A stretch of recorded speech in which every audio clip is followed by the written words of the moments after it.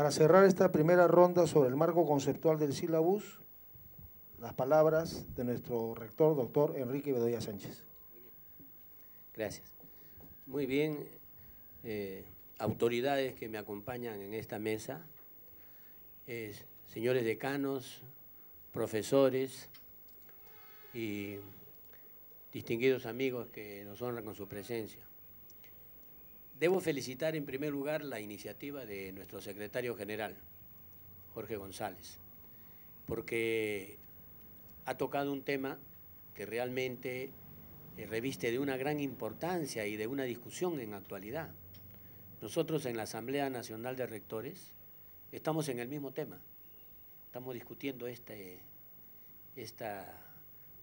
unidad de trabajo, porque viene a ser una expresión, el sílabo es una expresión, es como pudiéramos decir una tabla de indicaciones respecto de la asignatura que se quiere desarrollar. Y entonces este tema está siendo abordado de diferentes formas, y yo he escuchado con mucha atención lo que acá se dice, porque de alguna manera estoy recordando lo que ya he escuchado por otros especialistas que han sido invitados al seno de la Asamblea. Pero quiero decirles de que seguramente con esta ronda y la siguiente y otras más no vamos a ponernos de acuerdo. Y les voy a decir por una sencilla razón, porque nosotros somos producto de una formación que hemos tenido. Y dentro de esa formación nos han estructurado mentalmente a pensar en esta forma. Y cualquier modificación que hagamos sobre esta forma va a ser una importante colaboración o agregado, pero dentro de la misma forma. Y justamente de lo que se trata es de formar hitos para modificar la forma. No la estructura y el diseño, sino me refiero al contenido, a lo sustantivo. Porque hasta ahora he visto temas muy importantes desde el punto adjetival, o sea, lo adjetivo, la forma, la estructura, un punto más, un punto menos, una precisión más, una precisión menos, pero estamos dentro del juego. Pero hablar sobre el sustantivo, entonces eso nos remonta a algo que ya intentó Lucho cuando él dice que él se remonta a marcos mayores. Y si a eso se refiere, tendríamos que remontarnos no solamente a la currícula, cuya asignatura forma parte de eso, sino tendríamos que irnos al plan de estudio, que hay una discusión que también existe en otros lados, ¿eh? Entre el currículo y el plan de estudio no se ponen de acuerdo. Vamos a decir que son las mismas cosas, ¿ya? Por el momento. El plan de estudio que comprende la currícula y un plan de estudio sin currículo no sería. Y una currícula dentro de unos lineamientos generales de cómo desarrollarlo, que es plan de trabajo, tampoco existiría. Entonces, aquí hay un tema simplemente de precisión técnica, pero un poco más allá del plan de estudios sería también la intencionalidad que se quiere lograr con esa formación. Y a veces no se dice y se quiere meter el sílabo para todas las profesiones. Incluso no todas las profesiones tienen una orientación muy clara a lo que quieren. Entonces eso nos lleva a pensar un poco más allá, y ahí es donde está la discusión que estamos armándonos. Incluso ha sido previsto que van a venir unos expertos, especialistas en pedagogía universitaria, para definir cuál debe ser el sílabo, pero no para discutir este tema, sino la característica sustantiva fundamental. Y me digo lo siguiente, vean ustedes qué difícil es esto. Toda la currícula, el plan de estudio, la currícula y la asignatura, el celo de la asignatura, ha sido formado bajo la idea de la enseñanza, y no del aprendizaje. Por más que hoy día se habla de enseñanza, aprendizaje, son palabras que hemos acomodado, pero que en el fondo no las respetamos en su desarrollo.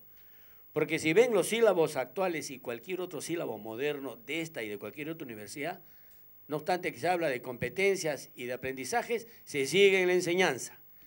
¿Cuál es la vedette en un proceso de enseñanza? El profesor. Y entonces el profesor define y determina lo que debe aprender el alumno. Y su sílabo está en función del compromiso que exige el profesor respecto de los alumnos. Ese es el trato. Y si el alumno no hace caso o hace caso omiso a este contrato de lo que el profesor ha definido como enseñanza, ese alumno no se la va a ir bien en el curso. El objetivo, el contenido, las evaluaciones, las prácticas y como fuere, tiene que estar en función de lo que el profesor ha definido como enseñanza.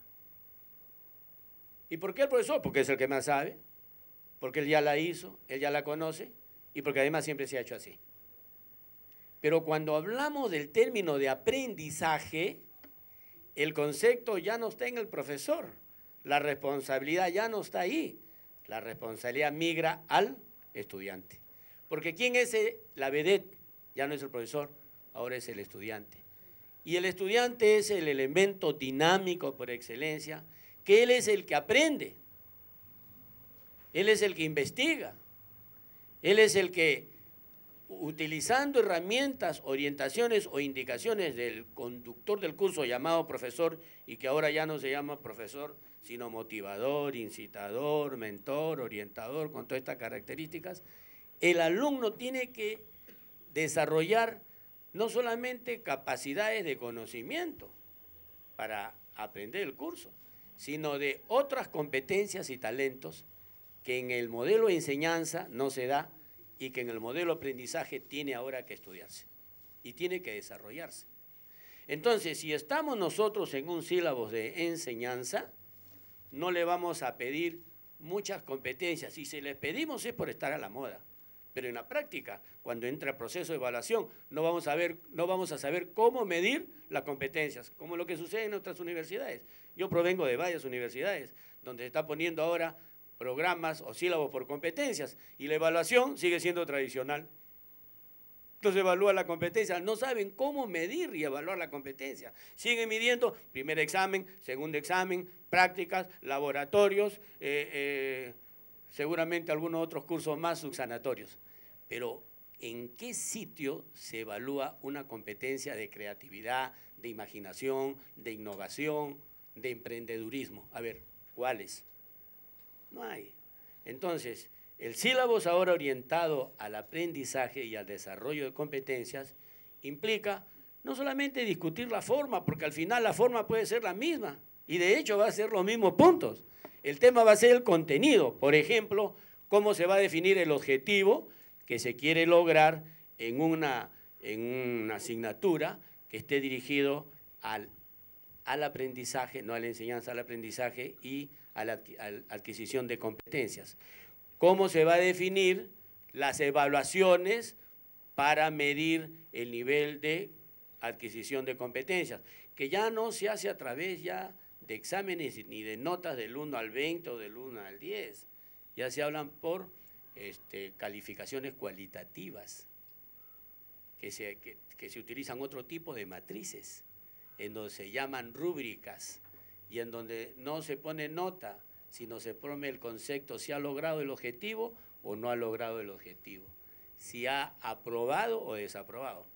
Entonces ahí no hay nota 16, 15, ni 11, ni 8 que los pone rabiosos algunas universidades que creen que poniendo menos puntaje exigen más y son más efectivos, cuando al final el tema no es la nota, el tema es haber logrado la competencia y el objetivo, el aprendizaje del tema. No se trata de lograr el cumplimiento del sílabo por el profesor. Qué buen profesor, mira, ha venido a todas sus clases y del 100% del sílabo lo ha cumplido. Nota 20, profesor. Falso. ¿Qué ha logrado el estudiante aprender? ¿Cómo evaluamos eso?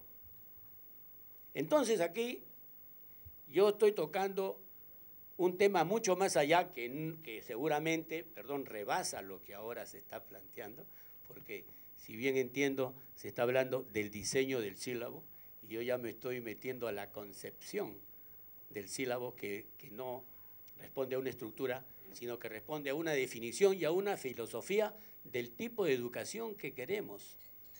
Y está claro que hay que diferenciar las carreras dentro del modelo tradicional, pero dentro del modelo de enseñanza no hay diferenciación, porque cada carrera tiene sus propios objetivos y sus